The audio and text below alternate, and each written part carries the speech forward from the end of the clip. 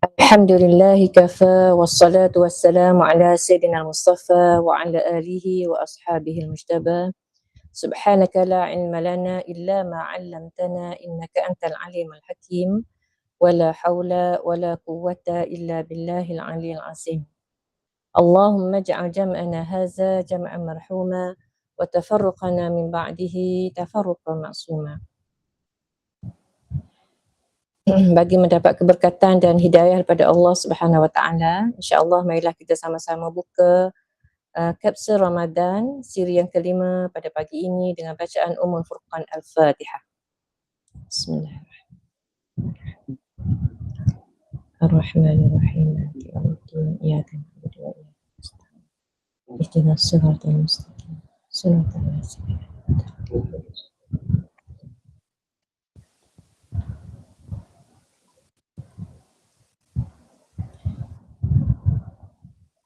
Yang dihormati Cikgu Aris Bazilah bin Harun, yang di-Pertua Muafakat Guru Cemerlang Kelantan, yang diraihkan Al-Fadil Al-Ustaz Khairil Azwar bin Muhammad Nur, pensyarah kanan Kolej Matrikulasi Kelantan, yang merupakan penyampai kapsul Ramadan siri yang kelima pada hari ini.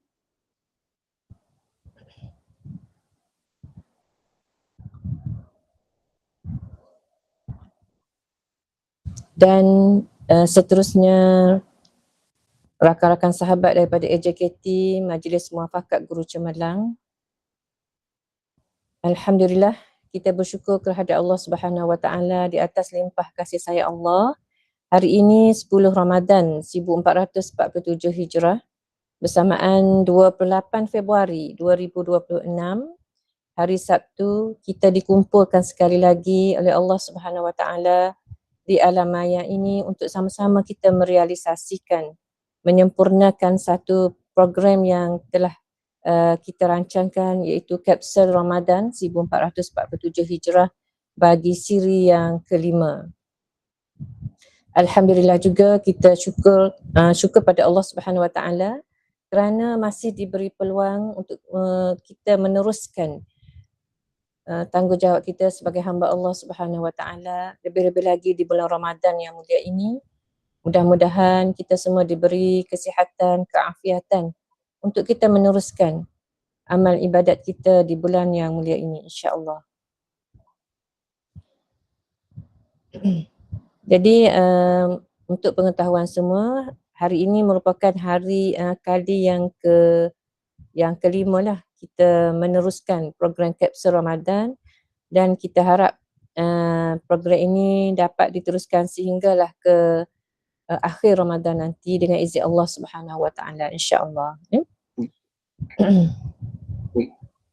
Jadi sebelum Ana menyerahkan majlis ini kepada Al-Fadil Ustaz Khairil Azwar bin Muhammad Nur, marilah kita sama-sama mengenal beliau, yang mana Ustaz Khairil Azwar merupakan pensyarah kanan Kolej Matrikulasi Kelantan. Sekarang berada di grade 54 ya Ustaz? Betul? Okey. Dan menetap di Kampung Kedai Piah, Ketereh, Kelantan. Dekatlah tu Ustaz dengan Kolej Matrikulasi Kod Lanas. Dekat dengan Cikgu Lee. Ya, beliau pernah mengajar di Sekolah Menengah Teknik Port Dickson 8 tahun, ya. Dan juga pernah mengajar di Kolej Matrikulasi Labuan selama 5 tahun, dan sekarang sebagai pensyarah kanan di Kolej Matrikulasi Kelantan, masuk tahun yang ke-12. Jadi syabas dan tahniah kita ucapkan kepada Al-Fadil Ustaz yang telah berkhidmat selama 25 tahun di bidang pendidikan, yang pastinya di sana pelbagai pengalaman, ilmu yang telah dikongsikan kepada masyarakat, ummah generasi yang sebenarnya menjadi harapan dah untuk ummah sebagai seorang pendidik yang mempunyai nyala rasa yang tinggi untuk melahirkan generasi yang bertakwa. Jadi insya-Allah pada pagi ini sama-samalah kita menadah telinga dan juga hati kita untuk sama-sama kita mendengar kupasan topik yang bakal disampaikan oleh Al-Fadhil Ustaz dengan tajuk Barometer Taqwa, Pembangunan Karakter di Bulan Ramadan. Falyatafaddal mashkura. Persilakan Ustaz. Auzubillahi minasyaitonirrajim. Bismillahirrahmanirrahim. Assalamualaikum warahmatullahi wabarakatuh. Alhamdulillah. Alhamdulillahillazi hadana lihadza wa ma kunna linahtadiya laula an hadana Allah. Asyhadu an la ilaha illallah wahdahu la syarikalah lahul mulku wa lahul hamdu yuhyi wa yumiit wa huwa ala kulli syai'in qadir. Allahumma shalli ala sayidina Muhammad wa ala ali sayidina Muhammad. Terima kasih pada Sahibul Fadilah Ustazah Puan Nurul Huda selaku moderator kita pada pagi ini. Seterusnya Yang Besar Cikgu Aris Fadilah, Guru Cemerlang Negeri Khasi, dan juga merupakan Yang di-Pertua Mufakat Guru Cemerlang Negeri Kelantan dan juga MGC Kebangsaan.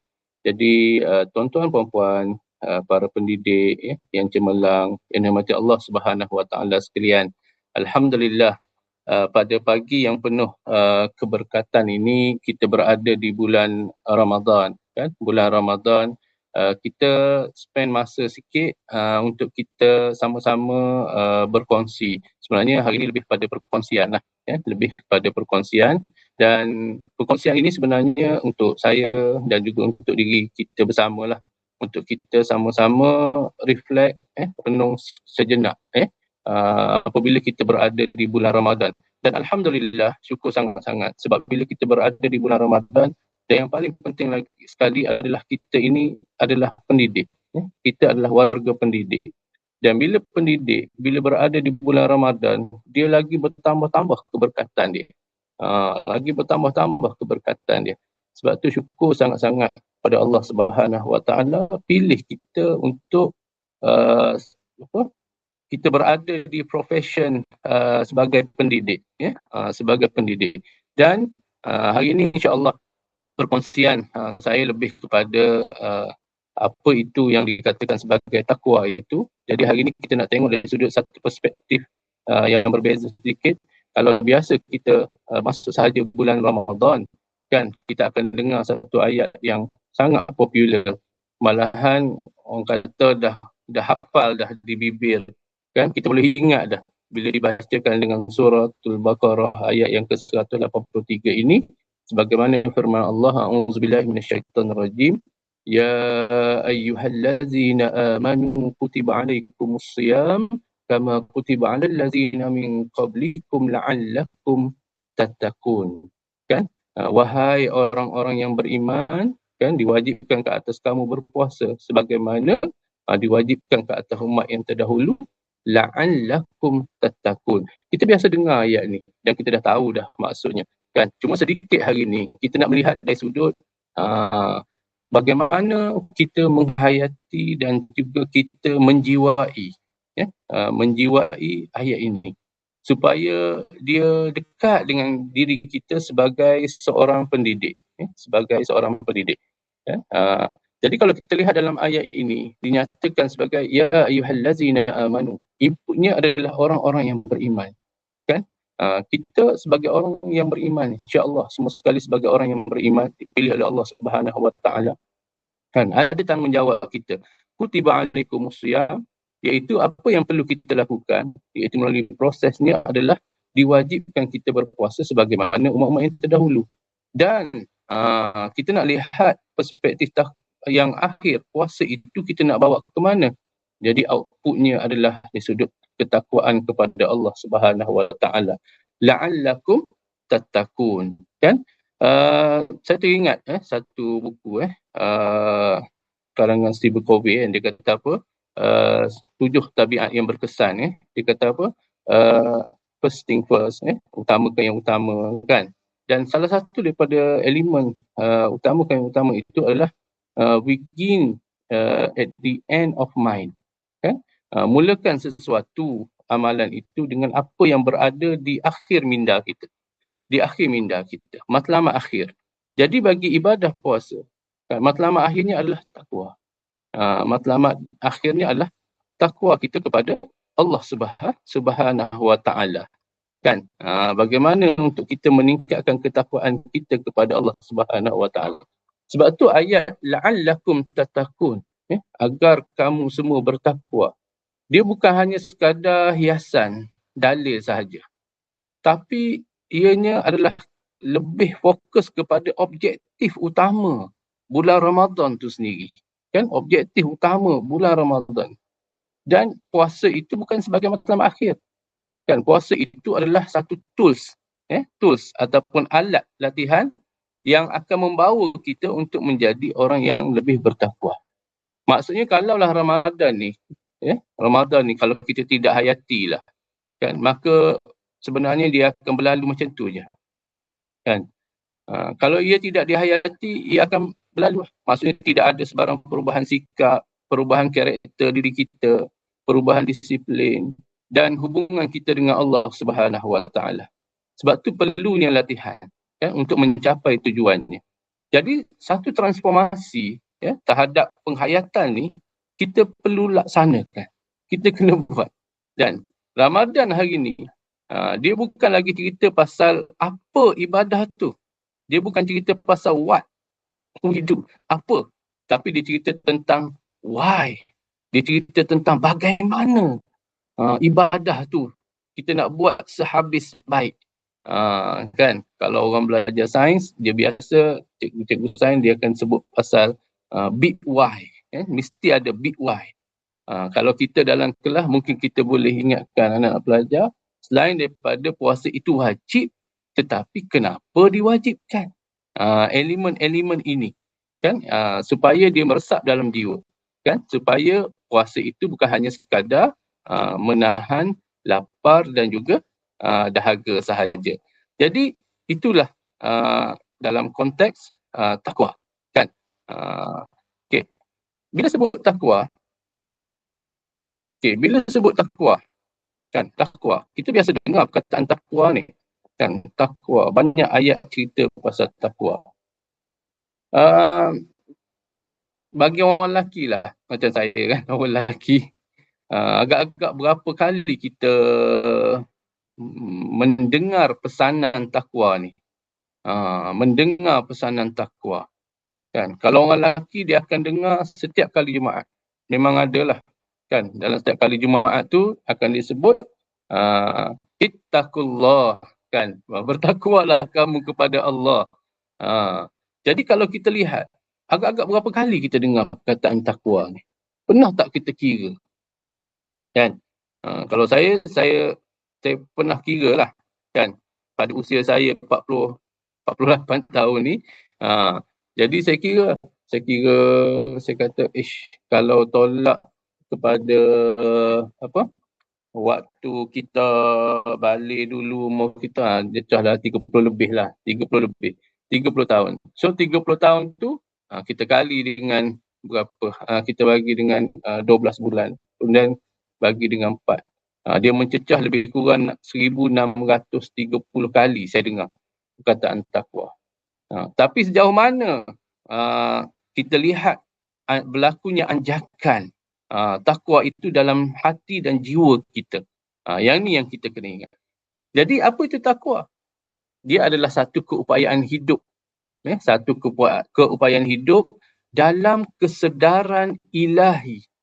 Dalam kesedaran ilahi yang konsisten. Supaya kita biar rasa bertuhan.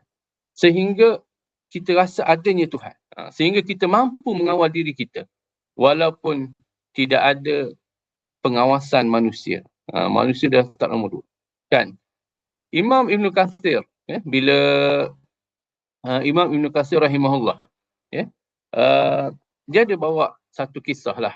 Satu kisah dialog dua orang sahabat Nabi. Dua orang sahabat Nabi dalam kitab tafsirnya bila dia tafsirkan surah Al-Baqarah, ayat yang kedua surah Al-Baqarah. Kan? Hudan lil muttaqin. Muttaqin. Siapa tu muttaqin? Kan?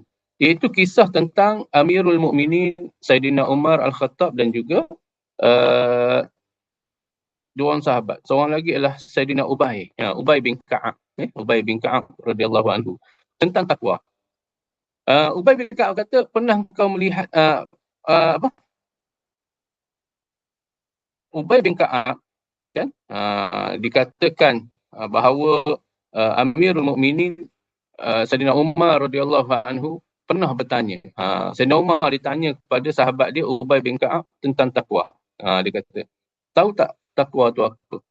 Lalu Ubay pun jawab. Ubay bin Ka'ab kata apa? Pernahkah engkau melalui satu jalan, satu lorong yang ada banyak duri? Banyak duri. Umar kata, ya, memang biasa lalu, ada lalu. Dan Ubay pun bertanya kembali. Dia tanya balik, dia kata, bila dah kamu lalu kawasan tu, kan? Lalu kawasan yang penuh dengan duri tu, biasanya macam mana cara kamu berjalan? Kan? Apa yang kamu buat? Maka Umar pun bagi tahu, mestilah aku akan berjalan dengan penuh berhati-hati. Penuh bersungguh-sungguh. Maksudnya fokus. Fokus dan berhati-hati. Jadi, Ubay pun kata, ya, itulah sebenarnya takwa. Ya, takwa. Itulah sifat takwa. Sifat yang penuh berhati-hati, bersungguh-sungguh. Bersungguh-sungguh apa? Bersungguh-sungguh menjauhkan diri kita daripada terkena duri-duri dosa. Daripada perkara-perkara yang syubhah. Kan? Penuh berhati-hati dan bersungguh-sungguh dalam menjalani ketaatan kepada suruhan-suruhan Allah dan menjauhi larangan-larangan Allah.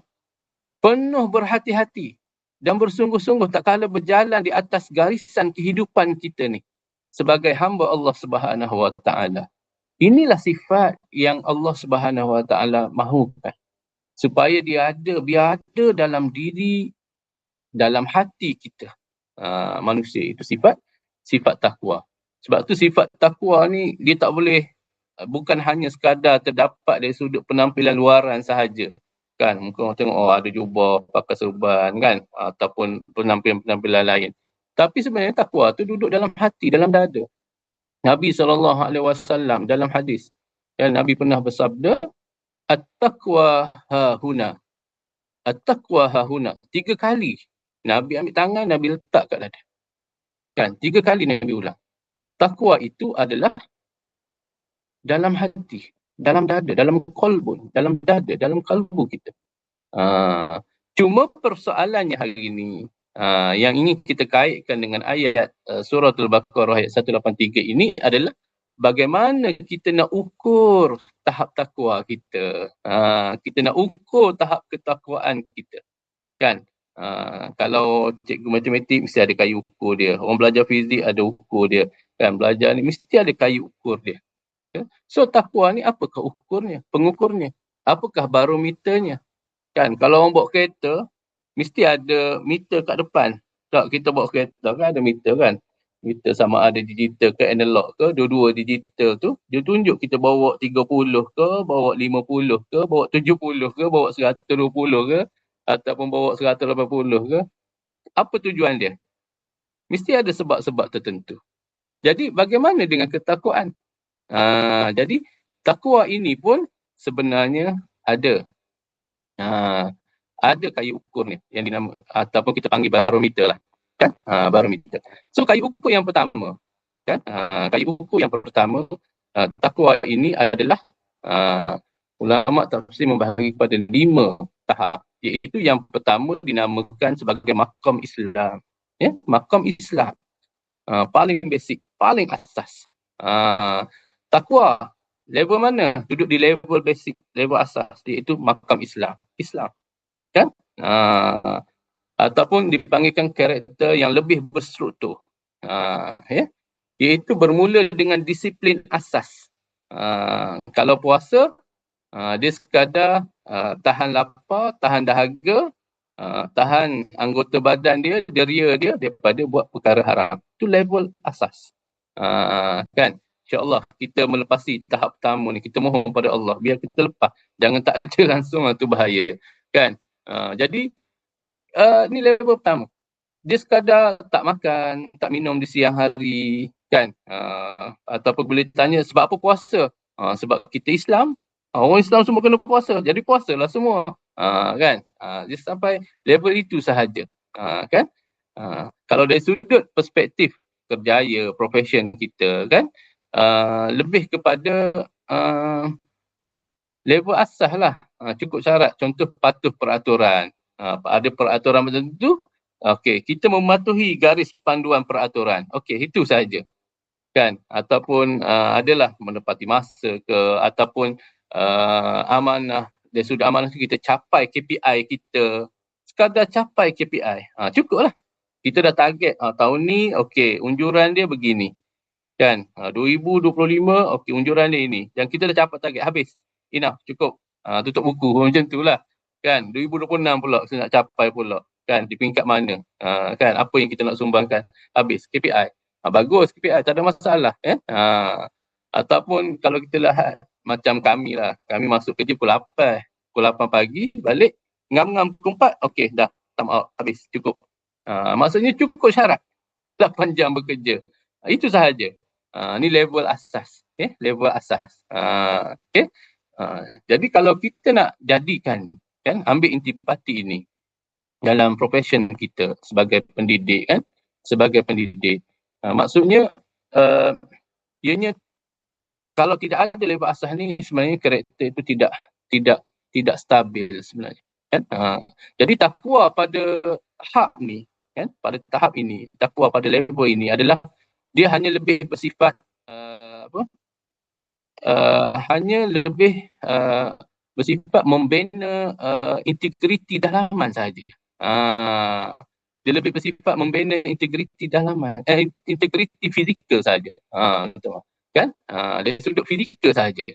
Sebab tu bagi meningkatkan kualiti kita, kan, adanya manifestasi niat tu dalam setiap amalan kita tu. Kan, puasa. Kenapa puasa tu kena ada niat? Kan anak-anak kita, pelajar kita, kan, dia dikenaki menghafal, kan, niat. Kan, kalau zaman sekarang tak tahulah, sampai kalau ikut pelajar kami pun di matrik pun disebut niat, dia akan menyanyi ya. Nawaitu saum ghadin, dia ingat yang tu je. Kan, niat. Kan, manifestasi niat. Dan niat itu adalah satu perkara yang cukup penting. Cukup penting. Nampak macam simple, mudah je niat. Kan, kita nak niat puasalah. Tapi sebenarnya niat itu akan membawa satu manifestasi yang cukup penting yang menekankan kepada bagaimana niat kita buat itu bukan sebab makhluk. Bukan sebab manusia, kawan kita, bukan. Tapi sebab kerana lillahi rabbil alamin. Ini yang pentingnya niat. Kita puasa, niatnya itu. Kita bekerja, niatnya itu. Barulah menjadi kita punya amalan kita. Macam saya sebut di awal tadi, sebagai pendidik, kita bersyukur sangat-sangat. Kan, saya sendiri pun sangat bersyukur. Sebab cikgu-cikgu lagi seronok di sekolah, kan. Bayangkan, setiap hari anak-anak pelajar kita ni, anak murid kita ni, jumpa dengan kita, dia akan bagi salam pada kita. Kan? Setiap hari dia bagi salam. Assalamualaikum Ustaz, Assalamualaikum Ustazah, Assalamualaikum Cikgu. Kan? Assalamualaikum. Assalamualaikum itu pun satu doa untuk kita. Dan secara tidak sedar sebenarnya, hebatnya kita hari ini, kan? Stabilnya kita hari ini, selesanya kita hari ini adalah asbab doa anak-anak didik kita yang secara tidak sedar. Ni kelebihan sebagai seorang pendidik. Alhamdulillah, syukur sangat-sangat. Kan? Sebab tu kita kena hargai anak-anak didik kita ni. Kan, sayangi mereka. Kan, tak kira lah bagaimana latar belakang mereka. Kan, kita kena hargai mereka. Jadi niat tadilah yang akan menjadikan kerjaya kita ini lebih berfokus. Kan, dalam hadis 40, hadis yang pertama, kan, daripada hadis Sayyidina Umar radhiyallahu anhu, Sayyidina Umar radhiyallahu anhu meriwayatkan Nabi SAW bersabda, innamal a'malu binniyat. Setiap perkara itu hendaklah dimulakan dengan niat. So lintasan niat itu sangat penting. Okay? Jadi itu yang pertama. Yang kedua, iaitu manifestasi berkat itu sendiri. Kan? Kita betul berada di level asas, tapi macam mana kita nak tingkatkan? Ni kita biasa dengar kan berkat. Berkat ni apa? Kan berkat ni apa dia? Kan apa yang dimaksudkan dengan berkat? Berkat ini kata ulama ziyadatul khair, bertambahnya kebaikan, adanya kebaikan. Tuan-tuan puan-puan yang dirahmati Allah Subhanahu Wa Taala sekalian, ada satu buku ni tajuk dia The Barakah Effect. Bagus buku ni, boleh cari. The Barakah Effect, tulisan Muhammad Faisal. Dia cerita pasal buku ni macam mana konsep keberkatan itu boleh jadi asas kepada produktiviti dan kejayaan hidup kepada kita lah sebagai seorang Muslim. Kan? Dalam masa sama buku ni juga adalah dikritik sikit tentang pendekatan produktiviti moden. Kalau pendekatan produktiviti moden dia lebih menekankan teknik pengurusan masa contohnya. Kan? Tapi mereka tak ambil kira hubungan dengan Allah Subhanahu Wa Taala. Kan? Tengok macam tu. Jadi dari sudut keberkatan, kan? Kalau kita lihat tadi makam yang pertama dia fokus pada KPI saja, tetapi dia tidak melihat impak jangka masa panjang. KPI itu capai, tapi macam mana dengan impak jangka masa panjang? Dan inilah kita kaitkan dengan Ramadan tadi. Kan la'allakum tattaqun. Kita berada di satu proses madrasah Ramadan, tujuannya untuk capai takwa. So apa kesan dia untuk jangka masa panjang selepas daripada Ramadan? Kan? Kalau sekiranya puasa bukan setakat tahan lapar dan dahaga, kan? Tapi kita nak biar dia dapat mendidik nafsu kita, kan? Yang dapat menjauhkan kita daripada perbuatan dosa di bulan Ramadan dan selepas bulan Ramadan. Sehari selepas bulan Ramadan. Sehari selepas bulan Ramadan. Sebabnya biasalah ujian tu akan mari.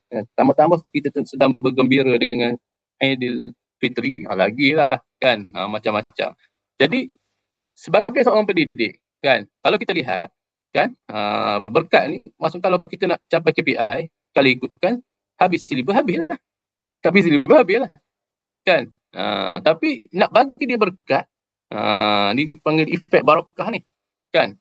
Kita kena mengajar bukan sekadar habiskan silibus, tetapi lebih kepada bagaimana untuk kita membina jiwa anak didik kita. Membina karakter anak didik kita.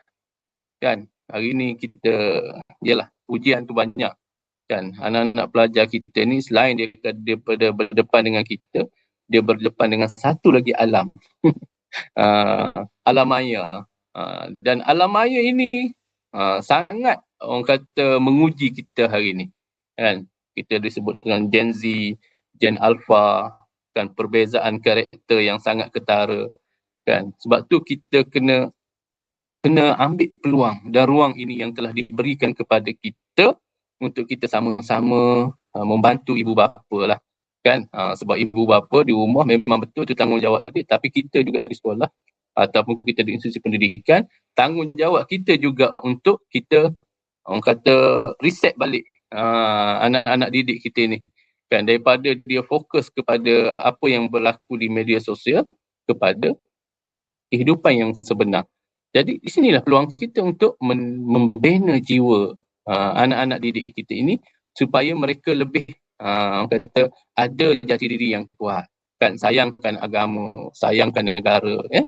Jadi sama juga, kan, kalau kita lihat barakah ni, kan, biasa kalau kita lihat kita ialah dikurniakan dengan pendapatan, kan, dikurniakan dengan masa, masa kita sama 24 jam, kan, 24 jam sama, tapi efek bagi masa yang berkat dia berbeza. Guru-guru alhamdulillah, para pendidik alhamdulillah, berkat masanya. Setiap kali kan waktu kita ada MMI kan, masa mengajar instruksional. Jadi waktu kita mengajar tu sebenarnya itulah waktu berkat tu, 40 minit, 1 jam. Kan kita duduk dalam kelas, kita bersama dengan pelajar menyelesaikan masalah mereka, membantu mereka, kan, meningkatkan motivasi mereka. Itu adalah satu peluang, satu peluang pahala, ladang pahala yang Allah kurniakan untuk kita lah sebagai pendidik. Jadi itu berkat. Okey, makam yang kedua tuan-tuan, saya laju sikit, itu taubat. Makam yang kedua, kan barometer yang kedua adalah taubat. Kan? Kita nak masuk, kita dah habis level 1 Islam, kita dah sayang agama tadi, kita dah ikut. Kita nak upgrade lagi. Biar kita ada makam yang kedua yang dinamakan sebagai taubat. Ya? Makam taubat. Itu refleksi. Kalau kita mengajar, mesti ada refleksi kan. Jadi taubat ni sebenarnya satu amalan yang mudah. Sebab apa mudah? Sebab dia tidak memerlukan modal. Tak perlukan modal. Tak perlu keluarkan duit pun. Kan? Tidak perlukan masa tertentu. Tak ada dihadkan masa tertentu. Waktu ni kena taubat, waktu lain tak ada. Tidak ada pakaian khas ke, tak ada tempat-tempat tertentu. Tapi kita boleh bertaubat di mana sahaja. Kan? Dan kita wajib bertaubat. Terutama sekali apabila kita melakukan dosa. Dan kita memang pendosa. Walau siapa pun kita memang berdosa. Sebab kita ada buat dosa secara sedar maupun tidak sedar. Jadi sebab tu ulama meletakkan taubat daripada dosa hukumnya adalah wajib. Wajib. Kan? Wajib bertaubat apabila kita melakukan perbuatan dosa. Okey. Dalam hadis Nabi sallallahu alaihi wasallam, kan? Nabi sallallahu alaihi wasallam dalam firman Allah Subhanahu wa taala, Allah Subhanahu wa taala berfirman, a'udzubillahi minasyaitonir rajim wa tubu ilallahi jami'an ayyuhal mu'minuna la'allakum tuflihun. Kan? Bertaubatlah. Dan bertaubatlah kamu kepada Allah, wahai orang-orang yang beriman, supaya kamu berjaya.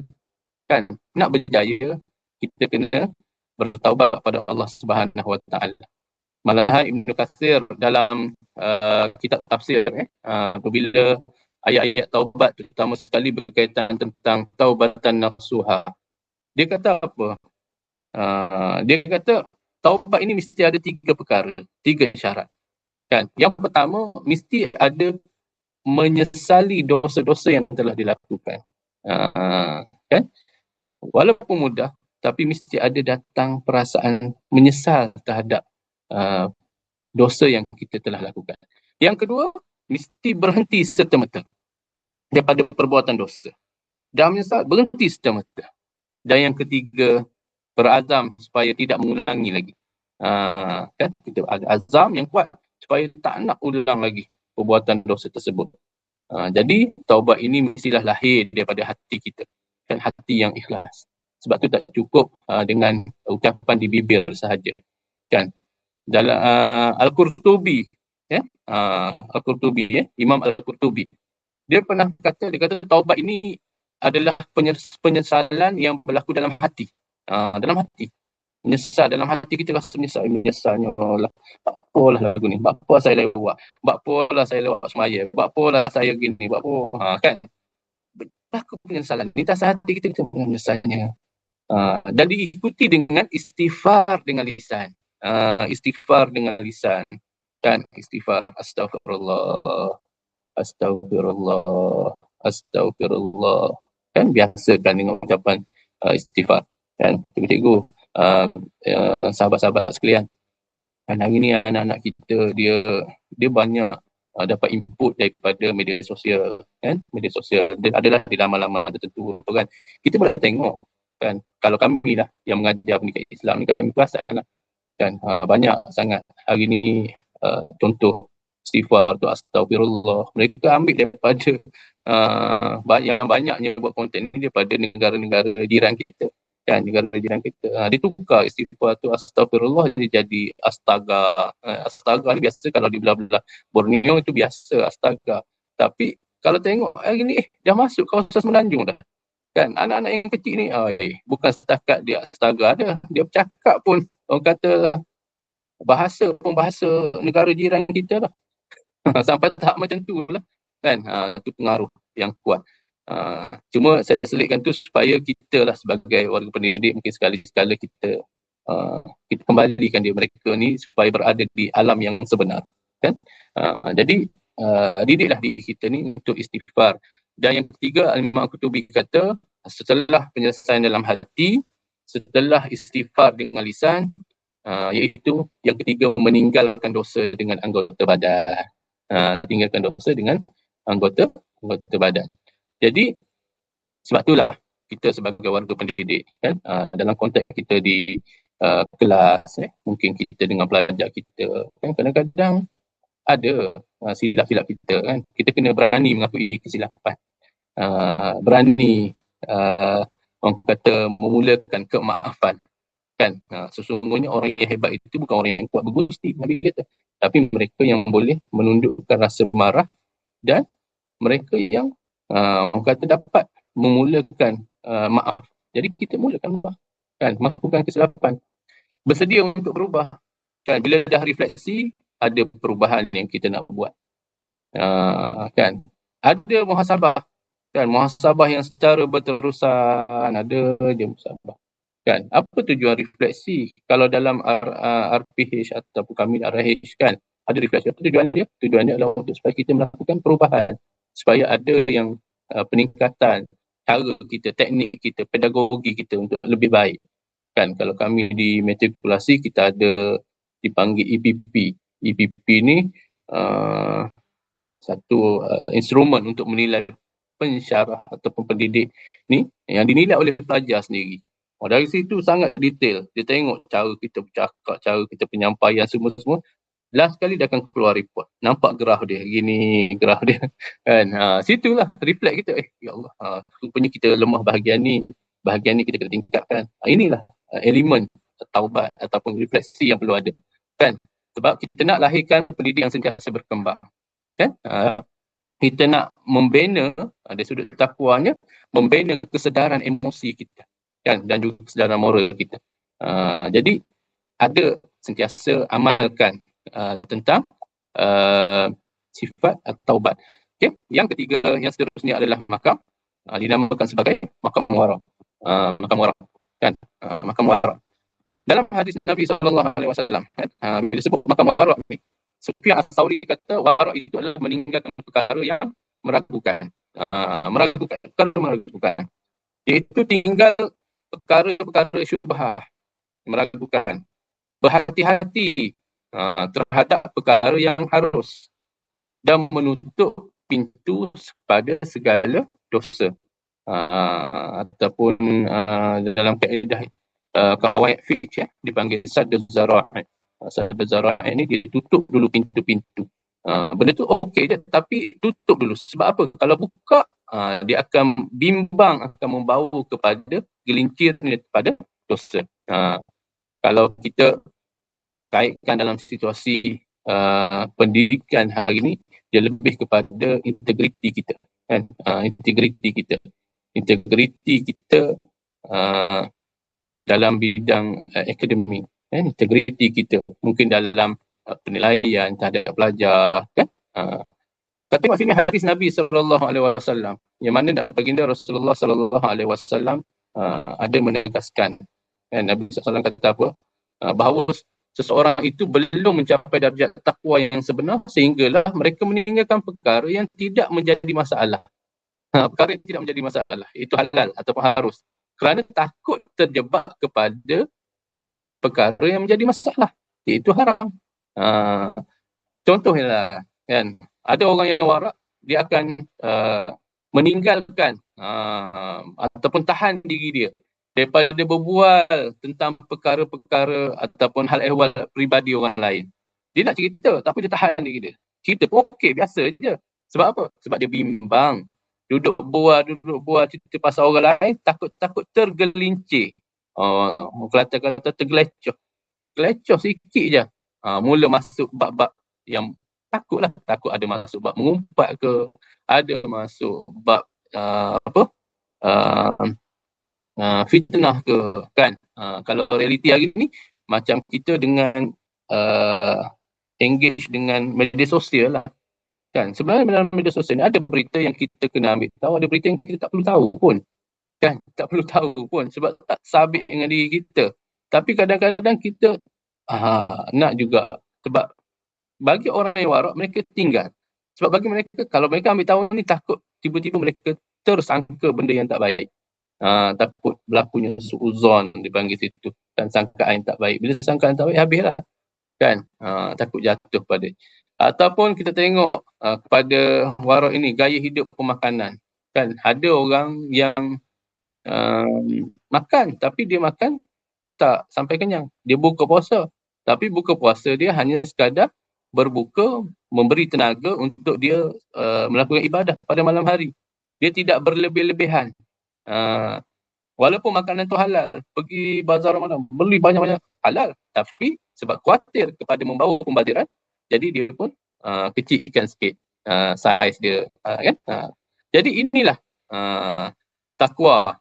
Kalau kita lihat dalam pendidikan, kan, dalam warak itu dari sudut bidang keguruan ni, kita, kalau kita bertugas, kan, kita diberi tanggungjawab untuk penandaan ataupun pentaksiran, kan, kalau kami panggil pentaksiran, kan, kalau kami lagi lah markah memang satu patut daripada pendidik.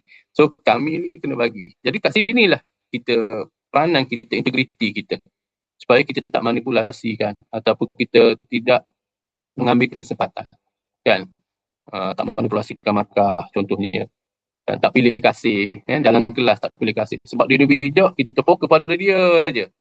So pelajar yang lemah ni kita tinggalkan, tak boleh. Ni dia kata pendidikan inklusif ni, kan, dia kena ambil belaka. Yang bijak kita kena bantu, yang lemah kita kena bantu, kita kena bimbing, yang cemerlang ini kita pun sama. Jadi kena bantu juga. Ini peranan kita lah, kan. Dan tidak, kan, biasa kita dengar, kan, tanggungjawab, kan, tak ambil kredit kerja orang lain. Orang lain buat kerja, kita letak nama. Tu tak boleh. Kan, integriti lah. Boleh letak nama. Tapi takkan kita tak rasa bersalah. Kan, kalau di pengajian tinggi tu dipanggil jadi carrier. Kan, buat penulisan, buat ni, dia masuk nama dia. Masuk nama seorang, masuk nama seorang.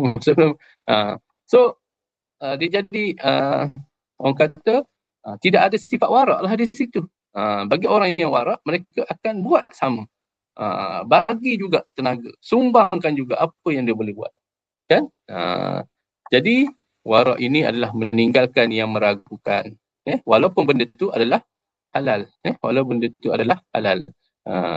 Jadi sebab apa? Sebab mereka menganggap itu adalah amanah dari Allah Subhanahu Wa Taala. Okey, jadi seterusnya, makam seterusnya dinamakan sebagai zuhud, kan. Ini makam zuhud. Okey, makam zuhud. Makam zuhud ini, kan, kita pernah dengar dalam zuhud, kan. Bila sebut zuhud ni, biasa kita akan terbayangkan orang yang tunduk, kan, orang ni. Betul. Kan, dalam ayat, dalam surah Al-Furqan, kan, ada dikatakan, wa ibadur rahman allazina yamshuna 'alal ardi hauna. Kan, ibadur rahman, mereka yang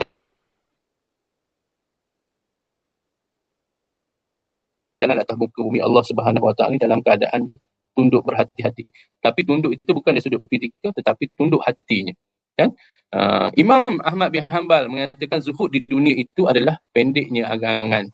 Pendeknya angan-angan, maksudnya angan-angan dunia ni dia pendek sebab dia ada cita-cita dia jauh di akhirat, kan. Abdullah bin Mubarak, dia kata zuhud bukanlah mengharamkan yang halal, tetapi kita tidak bergantung hati padanya. Tidak bergantung hati padanya. Maksudnya, zuhud itu dia meletakkan dunia itu bukan hanya di tangan sahaja. Dia tak letak dalam hati dia, kan. Sebab tu kita, kan, dalam proses kita hidup ni, apa sahaja yang kita miliki letak kat tangan dia. Dekat hati, kita letaklah apa yang kita buat itu semata-mata kerana Allah Subhanahu Wa Taala, kan. Dan zuhud itu tidak bergantung kepada kemewahan. Kita fokus akhirat itu melebihi dunia. Bal akhiratu khairun wa abqa, kan. Bahkan akhirat itu lebih baik daripada apa yang ada atas dunia ni, kan. dia balik semula kepada yang awal Islam tadi, niat kita tadi.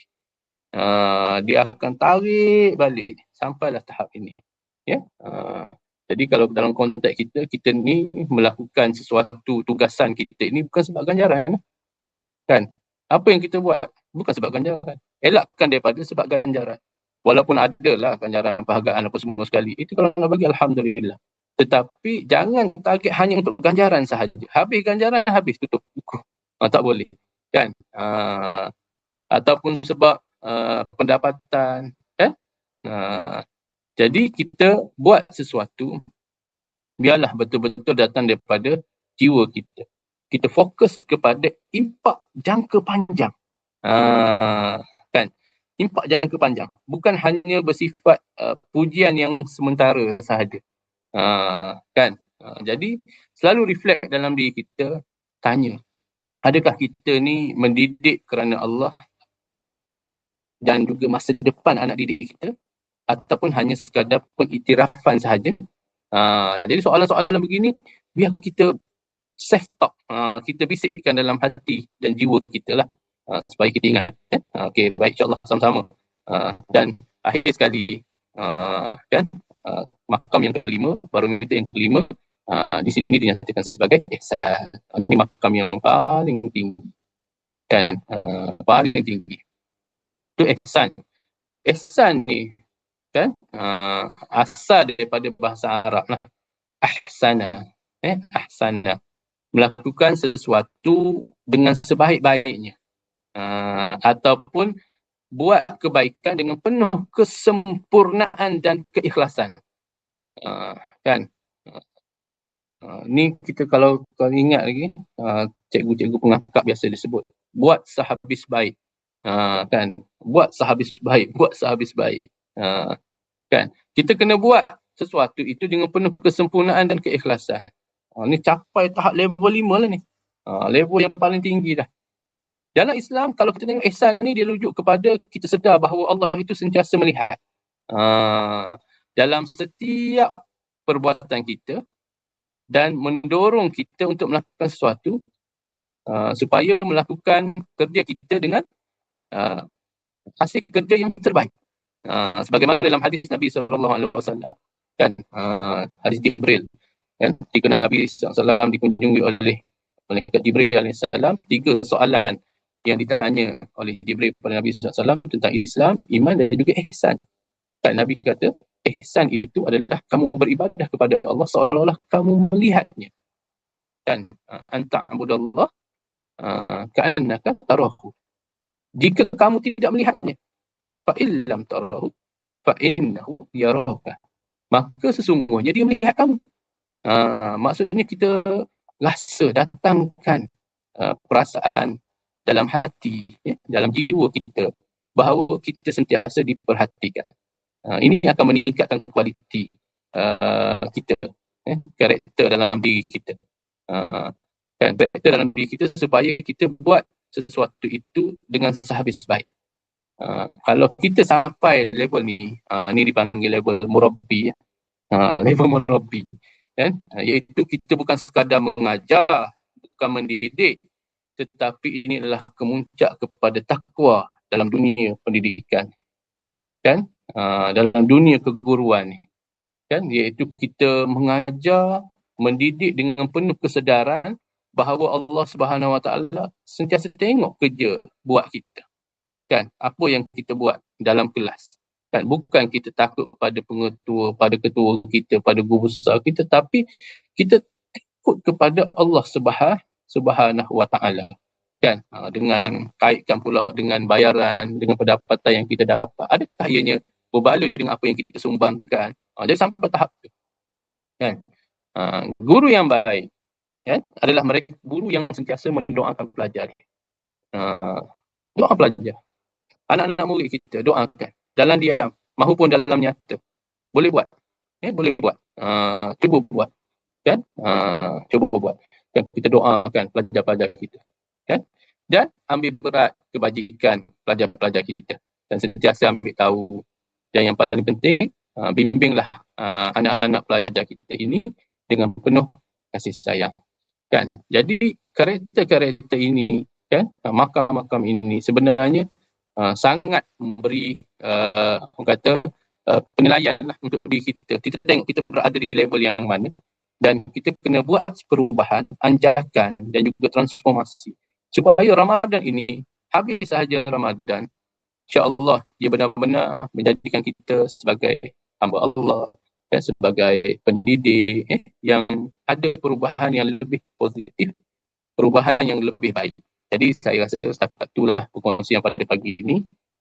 Manakah masa pun dah lebih. Mohon maaf sangat-sangat kan, panjang pula pada ini. Jadi sebelum tamat kita baca doa sikit lah kan.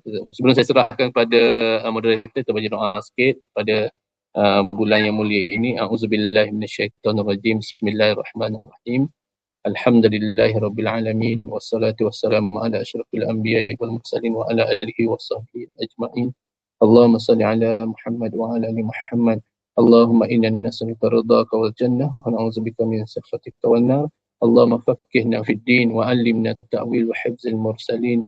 Allahumma a'inna ala zikrika wa syukrika wa husni ibadatik. Allahumma barik lana fi Ramadan wa ballighna lailatul qadr. Rabbana atina min ladunka rahmah wa hayyi' lana min amrina rasyada walhamdulillahi rabbil alamin. Sekian, assalamualaikum warahmatullahi wabarakatuh. Waalaikumsalam warahmatullahi taala wabarakatuh. Jazakallahu khairan kasiran diucapkan kepada Al-Fadhil Ustaz Khairil Azwar bin Muhammad Nur di atas kupasan tentang label takwa yang menjadi kita sama-sama boleh muhasabah ni tahap mana, level mana yang kita ada sekarang, dan mudah-mudahan sekiranya kita diberi peluang oleh Allah Subhanahu Wa Taala, pastinya kita ingin mencapai level yang paling tinggi, iaitu level ihsan, insya-Allah. Jadi bila kita mencapai level ihsan ni, sebenarnya kita boleh tengok dari sudut solat. Solat, insya-Allah solat semakin terjaga, lidah lebih terkawal, yang ketiga hati lebih lembut, yang keempat sedekah semakin bertambah, yang kelima maksiat semakin dijauhi, dan yang keenam istiqamah selepas Ramadan. Sebagai kesimpulannya, Ramadan ni ibarat cermin. Ia memperlihatkan siapa diri kita yang sebenar. Jika sepanjang Ramadan hati kita semakin tunduk, akhlak semakin indah dan ibadah semakin hidup, maka itulah tanda takwa sedang bertunas. Namun jika Ramadan berlalu tanpa perubahan, kita perlu bermuhasabah.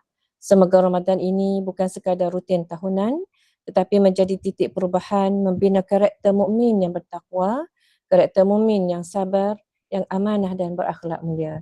Sekali lagi kami mengucapkan ribuan terima kasih pada Al-Fadhil Ustaz Khairil Azwar bin Muhammad Nur, Pensyarah Kanan Matrikulasi Kolej Matrikulasi Kelantan, kerana sudi berkongsi ilmu hampir sejam, kurang 5 minit 1 jam, Ustaz.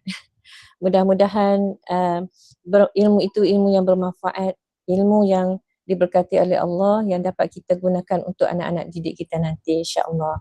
Jadi sekali lagi saya mengucapkan banyak terima kasih juga kepada semua yang hadir, terutamanya Dr. Anis Salwa binti Abdullah, KPP TVET Jabatan Pendidikan Negeri Kelantan, merangkap penyelaras guru cemerlang Negeri Kelantan, dan juga YDP kita Cikgu Aris Bazilah bin Harun yang merangkap YDP MGCM Majlis Guru Cemerlang Malaysia, dan juga kepada hos kita pada hari ini Cikgu Ruziah binti Halim dan sahabat-sahabat yang hadir pada hari ini. Mudah-mudahan kita diberkati oleh Allah sehingga ke akhir hujung nyawa kita, insya-Allah. Sebagai akhirnya, anda mohon maaf sekiranya terdapat kesilapan dan kekurangan sepanjang mengendalikan program pada hari ini.